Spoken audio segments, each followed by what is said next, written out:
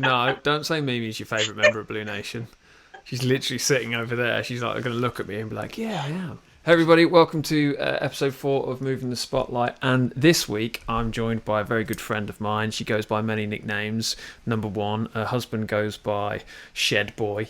So I am going to look down here and I'm going to introduce the amazing, the beautiful Sandi! Yeah! I've never heard you so quiet in all my life. I can be noisy if you like. No, it's fine. I've got headphones on. I don't want you to kind of break my ears. So, you ready for the questions? You ready for this? I'm ready. Ready and waiting. Here we go. Okay, so how and kind of when did you first find us? Was it the Actress and Bishop? It was the Actress and Bishop, wasn't it? With the you were supporting Casino. Good old Casino, eh? Yeah, the mighty Casino. Yeah, you were supporting. So awesome gig, very memorable gig that was. That's for sure. In lots of ways. That was when the Actress was like the different way round as well, wasn't it? The stage was not in the corner, was it? 2013. Oh my God! I don't remember the date. Flipping heck. I think it was August 2013 when we first. You remember the month? Oh my God! Yeah, of course. It was like an amazing gig. Did you get a set list from that? From us? From that did. Gig? Did you? I got Adams as well. Didn't you get Adams Pro? Anyway, we won't go there. I did, but let's not. Let's not go there. Right, so, important one then. Who is your favourite member of Blue Nation? Well, of course, it's got to be Luke. Luke. Oh my God. Why is Luke? Luke's everyone's favourite though. It's got to be you, hasn't it, Neil? No, it's not me. You have known me the longest. Luke's my favourite, if that helps.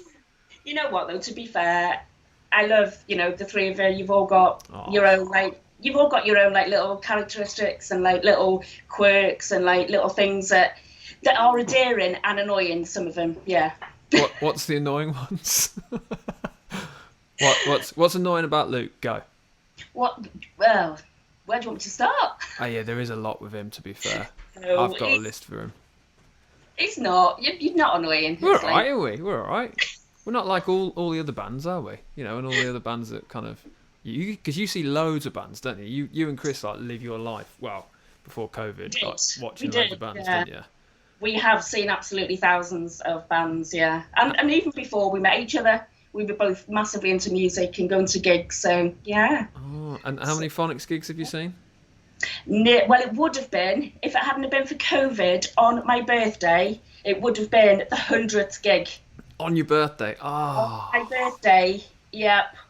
Oh, in Scotland, it would have been my 100th gig. And we were going to hire a camper van to go and everything, but... We'll still do it. We'll still go through it. Don't worry. We still will. So now we get on to the serious questions, because this isn't about us. And what Luke and I has found in these interviews, it's bloody hard to not talk about ourselves. Talk about yourself. No, we want to talk about you. So I know disclaimer before this, I know you can't say everything about your job and things like that, which is cool, which is fine, because obviously you have to be safe about this stuff. But if there's anything you can't say, you can just let me know. So yeah, but you tell me what your kind of job title is and what it is you do for the people listening. Okay, so my work involves working with children and young people that are experiencing or have experienced domestic abuse, domestic violence. Wow. Difficult title. So I'm a children and young persons crisis worker for domestic abuse. So basically, you're there when they pick up the phone. Absolutely. Or there's cases and stuff like that you have to deal with. But Sam, this is the thing with you, mate. How the hell do you do that job? I think it's really, from when I was really young, I always knew I was going to work with children. Yeah. And it's just something that I've always had a vision for. I don't know really, because I cry at a Disney film. I'm the first one to cry when there's a sad advert on, when there's a sad film on. I'm a proper empath.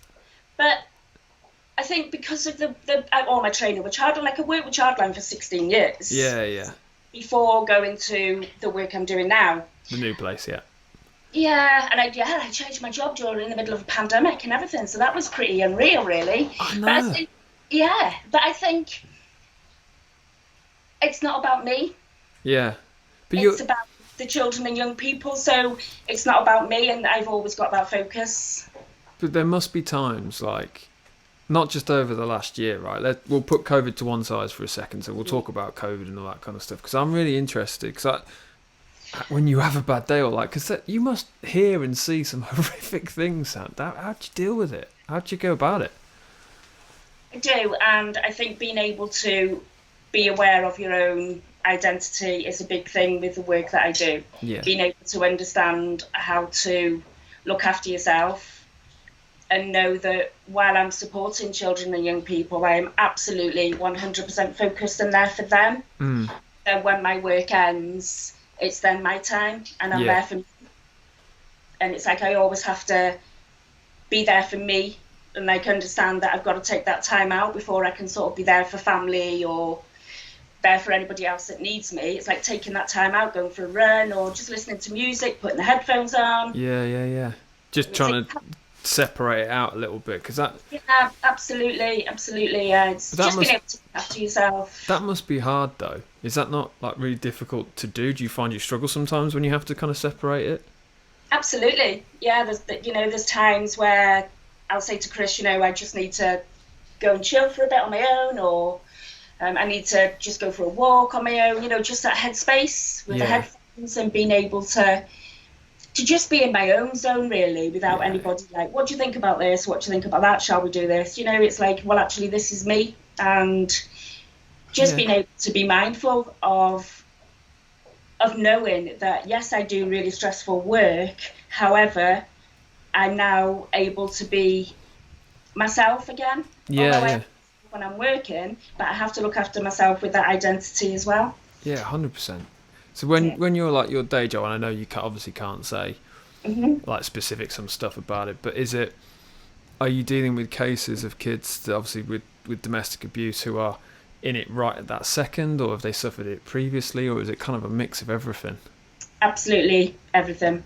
Wow. Yeah, wow. It could be children and young people that have experienced it previously. It could be children and young people that are still going through domestic abuse now, and they're actually in it, as in it's still in the family and they're still living in that home. Wow. So do you have to kind of help them in your training? Because I don't know any of this. So this is why these are probably really stupid questions. So sorry, San, but I just if I don't know them, if I put them in my way, then maybe someone will be like, oh my god, I didn't realise this was. They knew it would be going on, but they didn't realise that it was this bad because of COVID, which we'll come on to, because I know that's a big thing kind of you and I have spoke about before as well. But so do you have like kind of the training you go through, is it to help them cope with it, help them get out of it? Or again, is it kind of a bit of everything? Because haven't they got to be willing, or sometimes they can't get out of it, I'm guessing. I support children and young people as well that are still in that in that situation and in that environment. And then, obviously I work in schools, I work in other areas as well. So it's not all about going into the house, or it's about, there's a bigger picture, it's about the places that I can support them. But yeah, there's a lot of children and young people that are experiencing domestic abuse and domestic violence. And it's got, obviously we said we'd talk about it a bit later, but it's gotten a lot bigger through COVID as well. Oh, we could talk about it now. I think that's a great time to think about it. So what has happened with COVID? I mean, because obviously we're on lockdown, and I think everyone goes into their own little world. I know I do with Mimi, and I'm blessed to never experienced any kind of abuse like that, and I've got an incredible home life and stuff. So, has it skyrocketed? Has it? What have you seen from COVID? What's the impact that you've seen? There's situations and circumstances for children where they are going through a pretty horrendous time during COVID, because if they are in a house in their home where they're experiencing domestic abuse, then they've got nowhere to escape to. Whereas at school, that might be their place where they could go and talk to someone. Of course, yeah. There's agencies like ourselves where we can go into schools, we can talk to young people. They might not have that, so it's really difficult for them if they're experiencing it and they've not got the support network at the time. It's it's absolutely, it's massively affecting them. Yeah, because and do you know what? I never thought about anything like that, because obviously when people say they're closing the schools and stuff, you just think, oh well, they can go online, they've got Wi-Fi, they've got the phones, they can carry on, and it didn't even enter my head that that would be an issue, because if you can't go into the schools and you can't maybe spot some of the signs or be there for someone's kind of for them to reach out to you, then there's potentially things you're going to miss, not by anyone's fault, but just we're on lockdown. You can't go in, can you, and kind of see that stuff. The hardest part. So, what is the hardest part of your job? It's understanding that children and young people have their own understanding of domestic abuse. Yeah. And sometimes they don't understand it, or they may have a different feeling around it or a different thought around it. And for a lot of the kids, it's like it becomes an everyday norm for them. Yeah. Say and let them know that it's not okay, that they're going through that, and and sometimes to be able to say that it's not okay for them to be experiencing that, or to be going through that, or to be subjected to that. That is really hard for some kids to hear. Yeah, because they must think that this is the norm. I guess. Sometimes. And they're just like, oh, this is just what happens, So, because they're kids, right? At the end of the day, they're not going to know. So. Yeah. And that could be really hard, because when they'll then say, well, isn't it? It doesn't everyone go through this? That's quite difficult for them to, for them to have an understanding of that. But Sand, yeah. Do you know what? And this is why we wanted to do this series, because we wanted to kind of shine a light on this kind of stuff. Because I knew to a certain extent what you do, obviously, because you're incredible and stuff when you come to gigs with Chris, and I always ask you how you doing, what's going on, and you'll always have this brilliant professionalism about it, and because you know how important the work is you're doing. But I had no idea the kind of depth that you go through. So thank you so much for just. I know I've said this to you before, but I take my hat off to you, because I couldn't do that job. So do you have to be a certain kind of person to do this job? You said empath earlier. Do you have to be that kind of person? Is that what drives it? That's a question I get asked a lot. And also when I was working for Childline as well, a lot of people would say I could not do that job. Yeah. My question back, I wouldn't really answer that. My question would would be, what's the reasons for you saying that you couldn't do that? Yeah, nice. Do you know what? That's a great question. God, now does this turn into an interview? You interviewing me? Come on, word. How do you know you couldn't do it unless you've done the training? What I would say is that training, and yes, you do have to have an empathy, and you have to be empathic. And like I've said, I cry at Disney films. It's how do I cry at Disney films and then do the work I do? I cry at Disney films, to be fair, as well. So I get that completely. Coco ruined me. So. Yeah, I cry at Disney films all the time, but I think I don't really know what to say. What you have to have. You have to listen. One of the biggest things you have to do is to listen, and to hear what's not being said. I honestly, I think it's amazing, and obviously, I'm so proud that kind of I know you as a friend, and and you're a fan of us and stuff like that. Because I sit there and people say to Luke, me, and Ben, like, "Oh, what you guys do in the band's amazing." I was like, "No, you don't know what amazing is. Have a chat to Sandy, have a chat to Dan, have a chat to Eugene, have a chat to Macca. These guys are the heroes, and you do the cool stuff." It's a similar thing in a way. Okay, it's it's really? not. What you do isn't about abuse, or it's not about survivors or domestic violence, or. However, it's still about listening. You still listen. You still listen to what the fans are saying. I think you guys have still got that listening ability to be able to listen to what the fans want, and to what you have got a massive empathic kind of ability to be able to do what you do, and to do what you do every week through lockdown as well. That's commendable. To be honest, and and I've said this to everyone, it's more for my mental health as well, to be honest, because it really helps me. And the job Luke does, Luke obviously does a day job, and he's He teaches kids with disabilities, so he gets it as well. And I always find it really funny that people are really surprised that that's the job that Luke does. But it's really interesting because when you sit down with Luke, and obviously he's Luke, isn't he? So he's funny, he's mad as a hatter, he'll run around and all that stuff. But then when you start talking about his work, his kind of whole demeanour changes about it and how he goes about it. It's really interesting because he then clicks into that. Do you do the same kind of thing? Yeah, it's totally. I've had a few chats with Luke about his work, and we are the way we both work with children, and we have had like a few chats where we spoke nothing like obviously confidential, but we both want to know how children are important to us, and that they're important. Children are important. It's like, and letting them know, letting the children know, and sometimes saying to the children is like, you are important. Might be the first time they've heard that, and that's just huge. Totally. So what's the, again, I'm going to lean on your experience here. So if anyone is watching this, right, because we put this out on the social medias and YouTube, and they are suffering from abuse, or they believe someone else is suffering from abuse, a child or whatever, where do they go? What do they do, Sand? Is it Childline? Is it where to enlighten me on the places that they can get this help? Yeah, well, there's lots of places they can get help from. Of course, if they're in an emergency situation, then the first thing I would ever say would be it's got to be 999. Yeah. Because that's got to come first if it's an emergency. But yeah, there's a domestic abuse helpline. Oh, okay, right. That they can call, and that is available to them to call.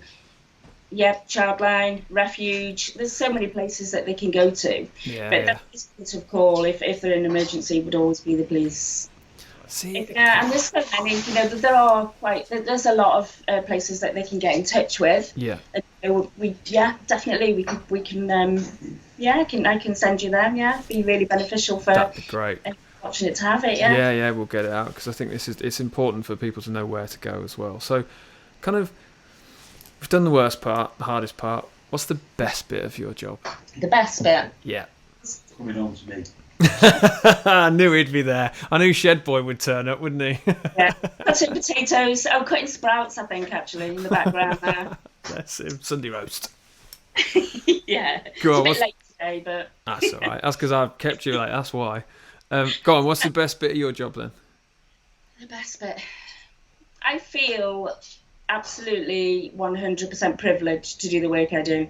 Yeah. And as hard-hitting as it can be, every bit is the best bit because I'm there supporting, and I'm there for children and young people to talk to listen. Sometimes listening is the biggest part of them being able to talk.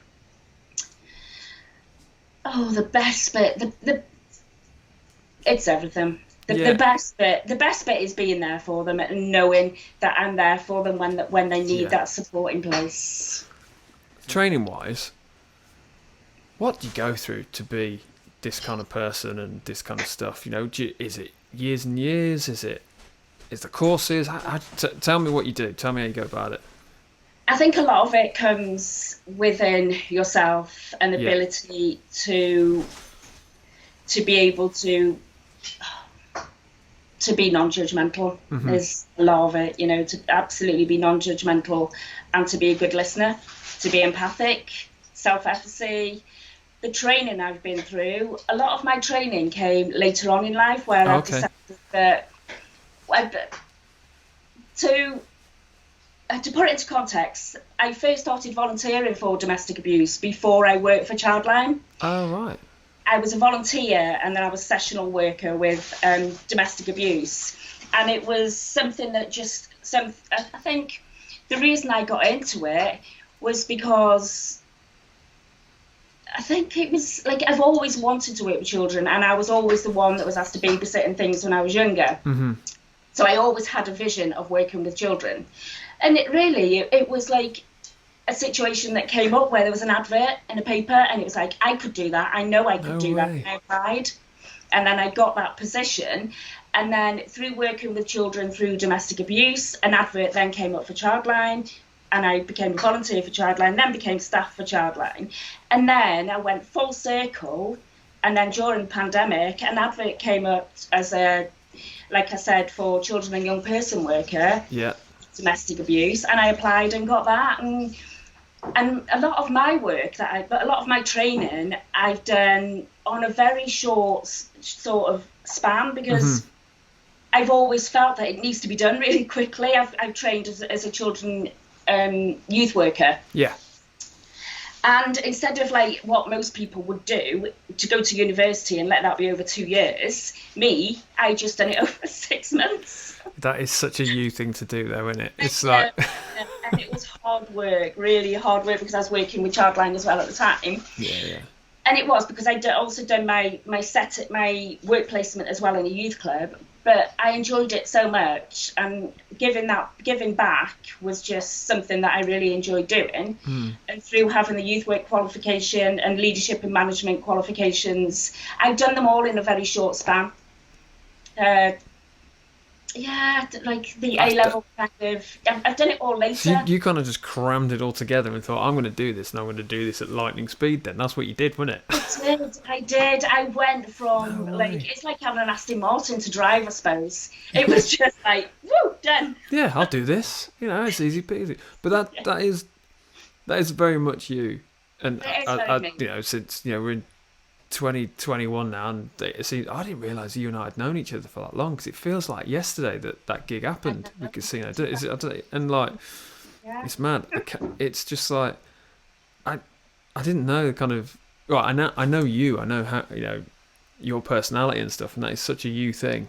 To give so much back and just do it. I'm just going to do it in like 6 months. Screw it. Here we go. Yeah. I still don't know how I done it. And I've done a lot of other training since, like distance learning. Yeah. And other training sessions that I've sort of taken on myself. But yeah, they've all been very, very quick. Compacted. Yeah. No, man, that's mad. I've done a lot of self-awareness training and things like that as well. So yeah. So I didn't go to university for years or anything. Did that, when you're speaking to people like at gigs and stuff, do you ever find your training will kick in at any point? And do you have to not watch what you say, but if you see something and you're like, will you get involved? Will you say something?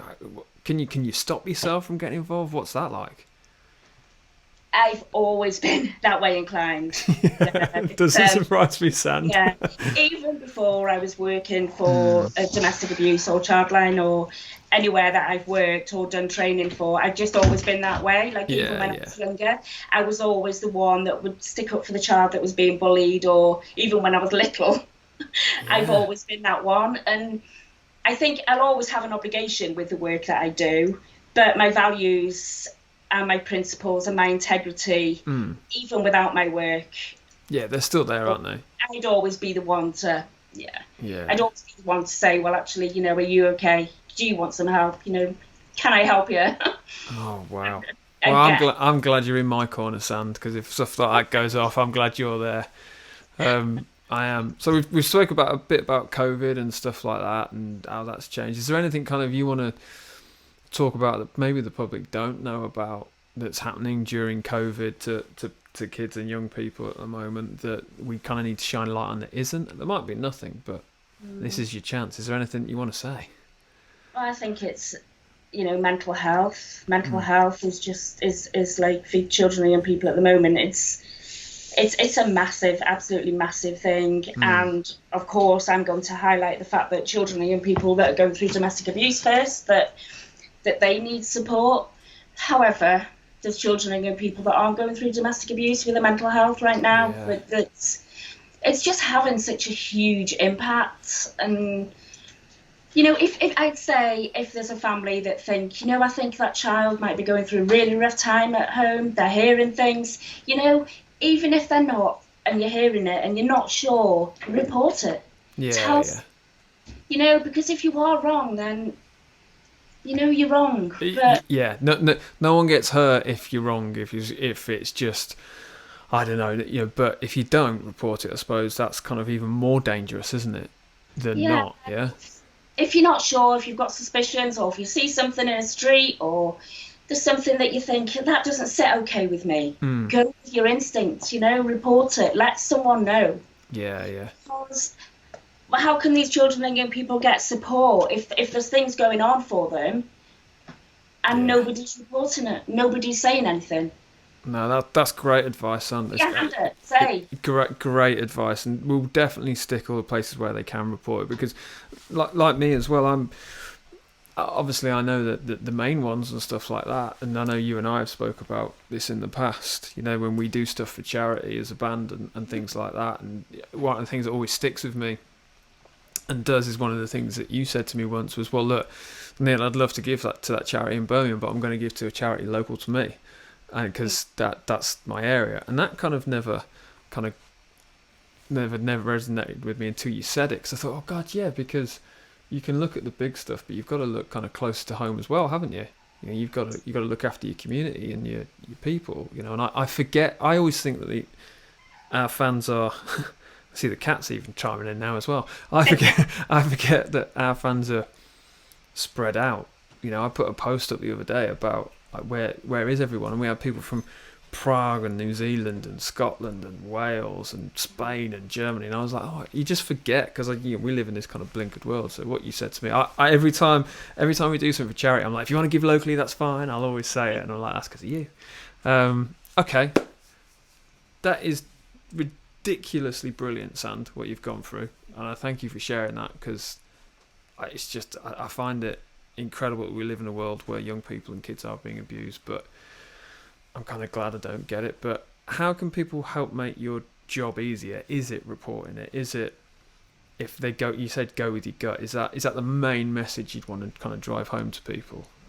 I'd say so. I would say I don't know about making my job easier. I don't know whether that is it possible. Possible, no. Yeah. I mean, do not abuse children. That would make it's pretty straightforward, isn't it? Yeah, you know, children and young people and anyone should not be abused. Yeah. However, if you feel that there's a child, if there's a young person, or anybody that's been abused, you know, we can also speak about vulnerable adults as well. Yeah. If you feel that there's abuse going on, then speak out loud. You know, just be heard through it. And you don't always have to give your name. You know, you can do it anonymously if that's what you prefer to do. Oh, see, I didn't know that either. But I would love nothing more, Sand, to be that your job isn't needed. And I know that's a weird thing to say, but I wish your job wasn't needed, you know, because, and I'm sure you would say it as well. So it's just like, but yeah, I think I've definitely learned something today and stuff. I didn't know you could report anonymously, you know. I didn't know that. I thought you had to kind of give like a police statement. Do you know what I mean? That's what I thought. Yeah, well, anyone working in a profession of course, you know, the sort of role that Luke's in, or profession where you've got an obligation, then you would have to give your name. However, not everybody works in them professions, so you can report anonymously as well. Brilliant. Well, we'll definitely stick all the numbers and stuff up for people to have so they know if they are being affected. So, all right. So now, one piece of advice you could give someone, doesn't have to be related to your job, just like something you live by, something you go by. What's your one piece of advice? I'd say live every moment, really. Yeah, great. You know, it's and if you have regrets and you can't change them regrets, then learn from them. No, that's great. And that's with you and Chris. Whenever I see you two, every time I see you, you're always smiling. You're always so happy. You are literally there, just living for that kind of moment, which is great. And I always I'd love to God, see the cat's kicking off now as well. Cat's living in the moment, kicking off forks off the side. But I always see you. Is that something that you and Chris talk about? Is it something that you make sure you keep on top of with both of you? Is that right, let's go do this, like getting a camper van and going to the Phonics gig? Of course, before COVID, it was out. I think it was more me that was very spontaneous. Chris is very sort of more. Chris is boring. Chris is dull. Yeah. He's a Man United fan for a start. Doesn't live in Manchester. So I think there might be football on the TV right now, Neil. Oh, is that why he's being so quiet? Oh, I see. I think I've always had that. You know, I think from when I was little, really, I've always had that free spiritedness that creates that spontaneity and that just being able to go off and do things on a spontaneous moment. But I love it. Yeah, Chris needs some coercing, shall I say? To be spontaneous. I love the fact we're now just Right. oh, he's I knew he wouldn't shut up. I knew he'd get in somehow. Is he going to stick his head in? Go on, Chris, stick your head in. There he is. Hello, fella. There he is. All right, mate. I have to look down there and there, people. See, he's all right, isn't he? You're not too bad, mate. You're a Man United fan, but I'll let you off. Going back to the shed now, Neil. All right, enjoy, mate. Yeah, see you later. See, I haven't got one. I haven't got a Blue Nation hoodie. This is the thing. I haven't got one. Well, because we only did a few for like people. Well, we did. I think we ordered 40. I think it was. My mum's got one. So my mum's got one, and I ain't got one. Me, Luke, and Ben ain't got them. So if there's some left, we'll have them. But so, last question, unless there's anything you want to ask me at the end of this, because some people want to ask me. Cannot believe Luke is your favourite member of Blue Nation, but never mind. I'd say you're all my favourite. I know. I just, I put this question in, right? And the first 2 interviews, they both said my dad. And I was like... Your dad is cool. He is cool. And then Chalmers said Luke. So I'm like, my dad's winning 2-1, 0-0 to me and Ben. Yeah, me and Ben are just going to start getting the ump, but it's fine. I don't know Ben that well. No, you don't. He's new though, isn't he? He's newbie. Yeah, I need to get to know Ben a bit more. But he comes across really cool in all the he's a good lad. Dreams and things. So I mean, obviously I've met him and he's really cool. And I think he's well, the 3 of you are though, and your dad. I didn't think about your dad actually. He is cool, but maybe I should say Mimi. No, don't say Mimi's your favourite member of Blue Nation. She's literally sitting over there. She's like going to look at me and be like, yeah, I am. She's looking at her phone. Right, last question. Oh my God, she's got a Mimi there's a Mimi Detroit mug now just made it into the interview. She's just gone, yes. That's because she's a mean rock and roller, she said. Yeah, cool. Of course. That truck. Yeah. You were in that video as well, weren't you? Yeah, it's well cool. God. Beginning to the end. I know. I was in it. I was in that, right? I was in that video and I got directed. And she was like, why are you pulling a funny face? I was like, this is just my face.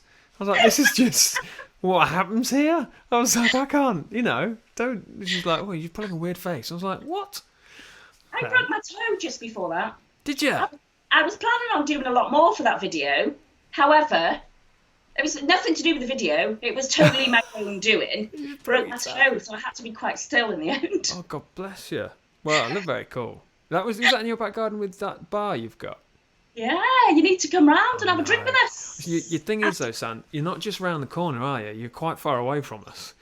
We do know that. Do you want me to let you know how many miles we've done? I think I'm on dodgy ground here, so I need to move off it pretty quick. I'm coming up to my 40th gig soon. Of ours? Yes. Oh my God, you've got to tell us when that is, or when we can do one. Well, I'm going to reveal a little bit now. I shouldn't do, but we are going to be doing something really special when everything opens back up, and we've never done anything like it. Oh, yeah, the cat's going mad. We've never done anything like it before. It's going to be really unique, and it's going to be mad. It's going to be great. That's all I'm going to say. You tease now. Tell me what it is. I can't tell you because I have to tell everyone. I certainly can't tell you on the interview because everyone's like, you told Sandy but didn't tell me. People say that to me. It's like, I can't do it. But no, it's going to be cool. But yeah, you'll want to be there, trust me. So, last question for you, and then I may turn the tables round so you can ask me one. Might do, might not. What is your favourite Blue Nation song and why? I've got so many. Like, I thought about that and it was like, can I pinpoint one? It's like, I've got so many nostalgic tracks because of when I first got to see her supporting Casino, and them gigs were just like so epic, weren't they? And I do think that's because they were we're not bad now though, Sand. We're all right. We're still okay. It's like I know. I was going to go on. All right. Okay. Sorry. Dark Days. I absolutely love Dark Days because it was one of the first tracks that you played, also I think it's very very now as well, isn't it? It's like dark days are over. That's very now for what we're going through. Yeah, totally. Only one, because the lyrics in that I actually want to get on my wall because the lyrics are just so profound. See, that's my dad's favourite as well, I love the lyrics. I think he loves that one as well. We don't play it live that much now, though. No, do we? It's going to be one of my tattoos. Is like the lyrics for you to write on me to get that tattooed. I still can't believe you seriously don't want my handwriting on you, Sand. My handwriting is awful. Well, I've Honestly, kept it from the first one, from when you played the gig here. I know my handwriting is bad though. Actually, here, where I'm sat now, this is where the Christmas tree was. Oh yeah. Go on, tell people what we did then, because we Once are. there was set list that I don't know whether can you see the set list. The set list that's there. That's actually Yes. where you played. Oh, is it? Oh. Yeah, it's actually there in the actual where you sat. I'm sitting now where you sat. There you go. You see? So, yeah, so you guys, you and Luke played a gig in my house at Christmas. Totally surprised me. We didn't tell you, did we? And you were Totally, no, you were totally giving shocked. you and Chris loads of pelters, weren't you? Because you wanted to go out for the day, and he was absolutely. keeping you in, wasn't Yeah, Chris was in trouble. So I come downstairs, and you guys were just sat here with your guitars, and it totally blew my mind. And it's got to be one of my all-time favourite gigs I've Oh, ever bless you. experienced. And you got me drunk. I did get you drunk And on Malbec. You got me drunk on Malbec red wine. I was in the van on the way home. I was like, I'm smashed, guys. And Luke's like, yeah, I'm feeling a bit peaky as well. We had Si with us as well, didn't we? It was just like, oh my God. It's funny. I think I got in the van and with you, actually. You did, right at the end, you did. You ran in and then you were like, and we had pictures. It was not in that way, as in, No, I've made this sound horrible now. No, as in like, it was funny, haha. It was funny, very funny, and the pictures come across as funny as well. Good. Absolutely, the pictures are hilarious. I haven't put them out there because they're so funny, but You can do. I don't mind. It's up to you. You crack on. It won't bother me. It's it's more. You'll just see my drunken face, and I think and Luke's they are face funny. as well. They're really, yeah. So this set list, that set list. Yeah, I've got to look down at my is screen. from the gig you done here. Oh, That's why it's framed. It's like one of my treasured set lists ever. because you get the set list for nearly all of our gigs, don't you? Yeah. If I don't give you the set list, or if you don't take it off me, and did you know the best thing that you ever said to me? You went, Neil, I don't want just a set list. I want the one that's at your feet. I'm like, okay, all right, sorry. It's like, because I normally forget them. I normally just walk off stage. You know what? I've just got to put this out there. Go on. That I am not a diva in any way, shape, or form. I give back in like You do. all You do. my work, my family, everything. I'm always giving back, and music is my one moment where I will say and own it. I want that set list. Yeah, damn right. I don't blame you. No, you do. I mean, everything. I mean, as we, if you've got to know us and stuff over the years as well, our fan base has grown, which is incredible. But you are the one that's there at the start, right? You were there. You and Chris have been there literally along all the journey with us at gigs, backstage, festivals and stuff. And it's like, I just say I was the one that was in there at the beginning. Chris wasn't. was Chris not there? I thought Chris was at that gig. No, it was just me. Oh my word! I'm gonna hold that over him. Oh yes, without a shadow of a doubt. Is it I'm not just going to you? give the reason, like on this interview, but Oh no, I don't want to know. I'm scared to death now. No, it's. But you have been there, and you literally travelled the length and breadth of the country. I think I said it. I don't know if you heard it. I said it on the live from the front room on Thursday about the Tivoli gig, and it was just like you and Chris and that was 3 fun. other people, and it was like. I sat there and I was like, Chaos Stage, I was so disappointed. I was like, oh God, Sand, I'm so sorry, Chris. And you were like, what are you talking about? It's amazing. I just got a private gig. This is amazing. It's just like... You know what? That gig is one of... It was a quality gig as well, wasn't it? You know what? You guys played absolutely amazing. Is that the one where Luke played Helter Skelter as well? Yeah, we did it. Yeah, we put that in there. Oh, my word. Absolutely blew me away. Yeah. And I remember Luke's face after he saw the ghost as well. Yeah, the ghost there. And because that was the stage the Beatles played on, so we had to play Helter Skelter. And I can remember being rubbish on the punch machine because I was so knackered, so tired. We did the punching machine. Oh, see that, for me, the memories. I can't remember the gig at all. I remember the stage because the stage was wooden. I remember the dressing room. Absolutely incredible. I can remember the lads behind the bar. I think I walked away and went to the toilet or something. And I can remember the lads behind the bar saying to me, they're good, aren't they? I was like, yeah. Well, yeah, we try. Yeah, we do try. We do. Right, Yeah. even though Luke and Ben and I haven't rehearsed in like 7 months or whatever it is. That was one of the... I loved that gig. It was All right, amazing. another question for you, which you've not prepared for because I didn't send you this one. What's been your favourite gig of ours? Oh, my word. I'm intrigued on this one. I think I'd have to say, just for like... I think the one where you come to support Childline was absolutely immense. Oh, yeah. Is that You- Wrexham Football Club? No, the one No? with Childline in Prestatyn. Oh yes, yeah. Yeah, I think that one was pretty epic because it was just you played so well. Like you proper put your heart and soul into it when you played for gig, that was. Childline that time. Yeah, That yeah. was absolutely amazing. But your favourite gig? Oh my God, there's so many where you've just Kind like of good. Kind of good that there's so blown many. me away. Like Pin it down, Sand. Come on, pin it down. I want one. I think the one where. I hope it's one I liked as well, because if it's one where I thought we played bad, this is going to be really awkward. Yeah. There's been so many where you've absolutely blown me away. But I think the one where was it Dax and Dax and Roxanne, we played with them. no, supporting. I just thought you were absolutely like I can't swear, but on fire on that gig. That was Absolutely really good. on That fire. gig.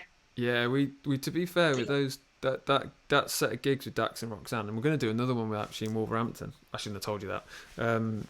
We are playing with them in Wolverhampton. Yeah, because we've not released that yet. But we are. They are, and they're lovely guys as well. They're really lovely guys. And There's so many there. The Steady Your Soul actually as well. That's always The good. launch of Steady Your Soul and the O2. Yeah, that was good.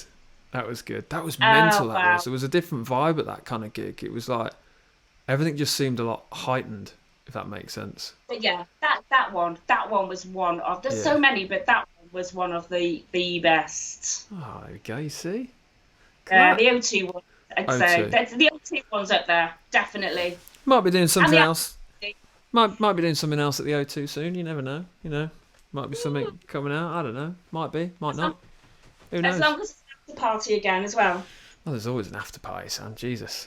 After party at the island, that was like mad. That was crazy. That's closed down now, you know. Oh, was it? Yeah, it's closed down, but that was mad. That after party. That was a fun night. That was ridiculous. I remember we were dancing to stuff, weren't we? Oh my God, yeah. Proper, My mate Matt was there. You and Chris were there. Mimi was there. The band were there, obviously. God, that was drunken. Good night that was. Oh, that's when you're smart. Thanks, Sand. Night. I forgot about that. Really fun. I'd say that gig was like. I remember thinking, because obviously I'd seen you quite a lot before then and been to lots of different gigs, but that one, Steady Your Soul, it was like you'd gone to another level with your music. Oh. It was like we'd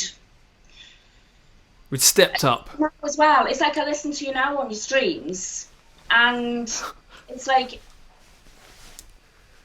Chris, turn it off. Chris, turn the football off. Just because Man U have scored. It's he's got the TV on. He's got the phone on his ear like that, so he can like listen to it. Oh, God bless him. Yeah. What was I saying? Live streams.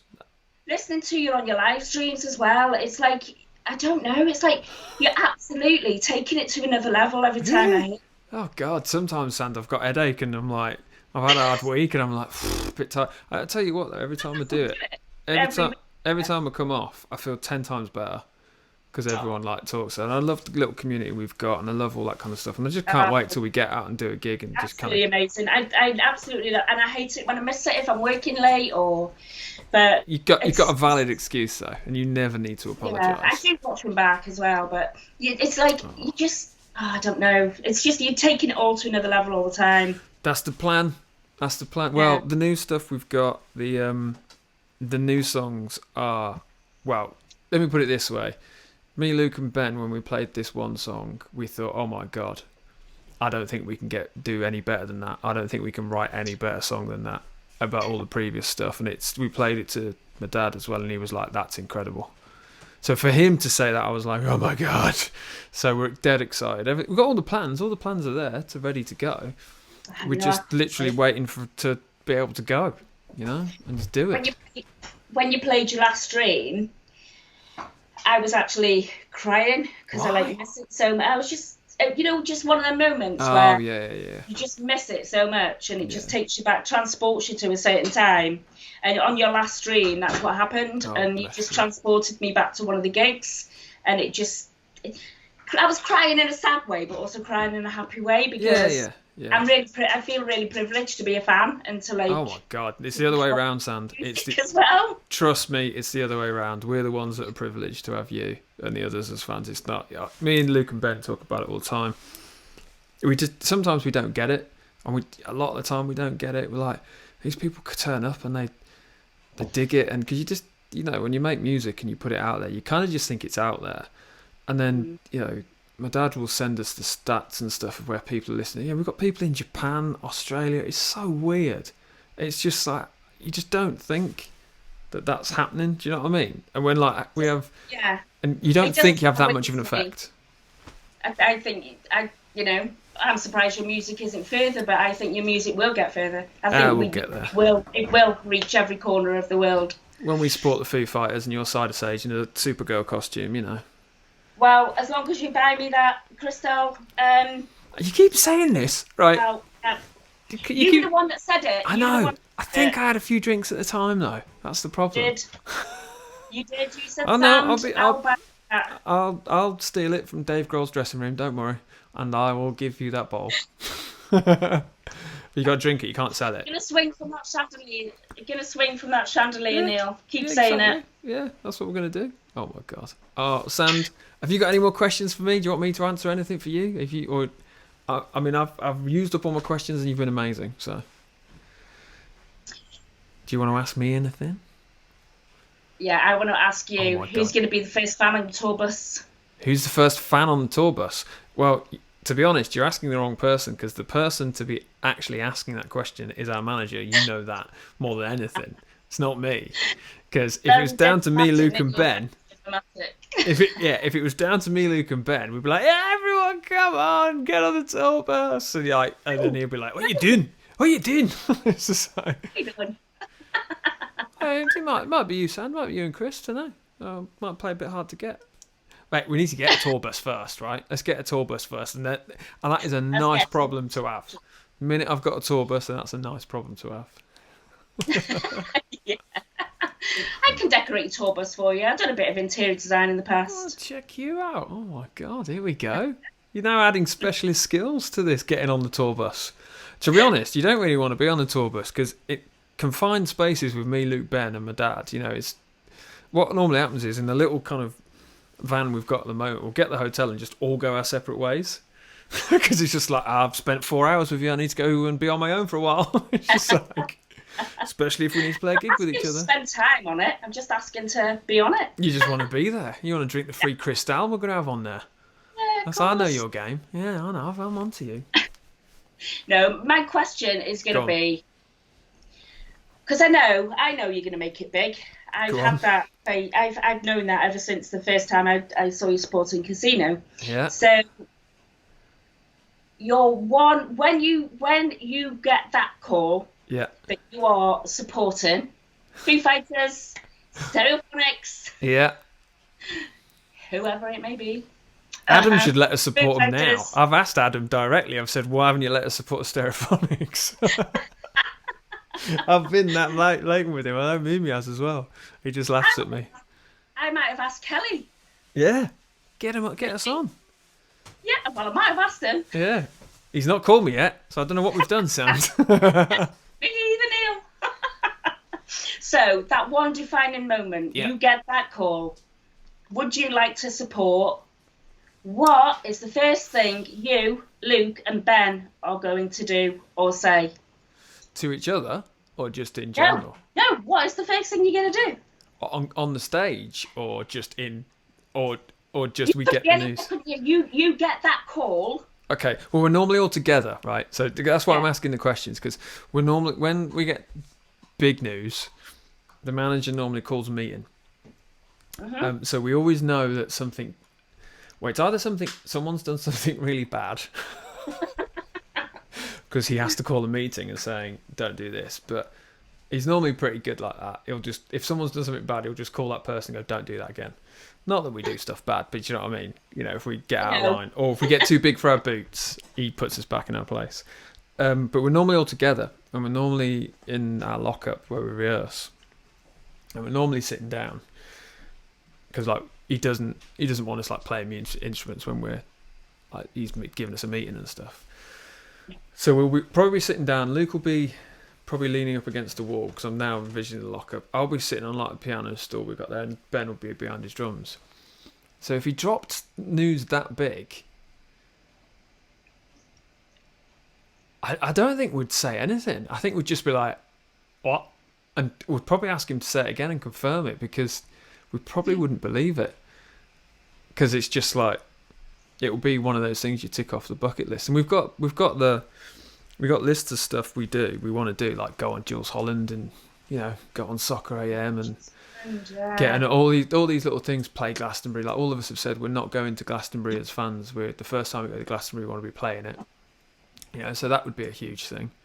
I don't know. We'd probably just jump up and down like we normally do when we get big news. Luke normally swears, so Luke would swear and go like, "Get the in" and stuff like that. Ben would be like, "Cool." He would just be like there, and I'd be like, "What do you mean?" Right, so I'd be like, "When is it? How long are we playing for? What, you know, what stadium is it, and all that kind of stuff." But yeah, that's what we dream of. That's what we want to do. We just want to play bigger gigs in front of more people. And you will. Yeah. Totally believe it. I believed it. Kelly, Dave, if you're listening. Cal, thank you for listening, Cal. Yeah, get us in. Come on, son. You know. Come on, Sandy. Keep talking to him. Yeah, no, it would be a dream come true, Sam, to be honest. I'd love to support the Phonics and Foos and bigger bands and stuff. It's all we want to do is just play live. Don't matter. We'd go on for like 20 minutes. The thing is, you can, and I don't know, I'm going to put it out there anyway. You can hold a stage as good as any of them bands. I'd like to. Well, I'm glad you said that, because that is one of the things we do.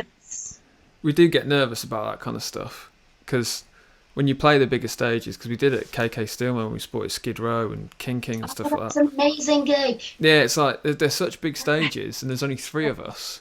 Yeah. And you're like, right, we've got to kind of pull this together, and because we're not used to doing that, we're not used to playing massive stages. You can either get lost quite easily in it, or lost on the stage, or you just have to give it loads. So we just give it loads. So I'd love to do it. Incredible gig, that one, like mind blowing. Didn't say that earlier, did you? Didn't say that earlier. You were talking about the other gig. I'm joking. Yeah, well, there's so many. Like that was. I can still remember queuing outside and thinking, I'm actually queuing. Like. That's because you're normally there bloody early. That's because you normally, you're there early and you're doing what you do. You're like that. I'm on the barrier. I'm there. I think we might have gone for a drink beforehand. It was that was good. It was Shay's birthday, wasn't it? Oh God, yeah. Did we get everyone to sing happy birthday to him? I can't remember. Yeah, we did we? Yeah, you took a photograph, a Polaroid photograph. He's got it on his wall. Oh my God! See, we're good people. We're nice people. I know, you're amazing. This stuff does come back to me. It does come back to me. It just takes a while. It's like someone will say, "Where are you playing next?" I was like, "I got a clue. You've got to give me a list." Yeah, I haven't got a Polaroid. Oh, so that's been the interview with Sandy then. Oh, bless you. No, that's cool, man. It was a good gig, that one. Oh, bless you. You're amazing. Sandy, you're incredible. Any more questions for me, or have you finished quizzing me? Can I go and have my Sunday roast now? Well, Sunday vegan roast. I still think you need to think about what you're actually going to do on your defining moment. I don't think jumping up and down is enough, but you can let me know later today. We'll just get drunk, probably, more than likely. We'll probably get drunk, and then we'll get ridiculously drunk and have a party about it, and then we'll probably get really nervous that we've got to actually do it. It's like... so that is pretty much how it will go. So, yeah. All right, Sand. Well, no, look. I'll leave you be. Thank you so much, Sand, for coming on and sharing that stuff. It's really, really cool of you, and I really appreciate it. And I know I probably speak for everyone in the band, and a lot of people say thank you for all the work you do for children and young people who are in a situation they should not be in. People like you, if we didn't have people like you, then the world would be a lot worse place. So thank you for being so amazing, and you. So this has been Moving the Spotlight with Sandy. Absolute pleasure. Yeah. Thank you very much. No worries, Sand. I'm going to take you off the screen now, Sand. I'm going to say goodbye to these people. But yeah, don't go anywhere. Just stay there, because I'll talk to you after. All right. Okay. See you later. Bye. Right, that was Sandy. That was episode 4 of Moving the Spotlight. Thank you for joining us. Tune in next week when we'll be talking to someone else and showing them what they do for us, or within the industry, or within the care sector. So yeah, thank you very much. See you soon. Bye-bye.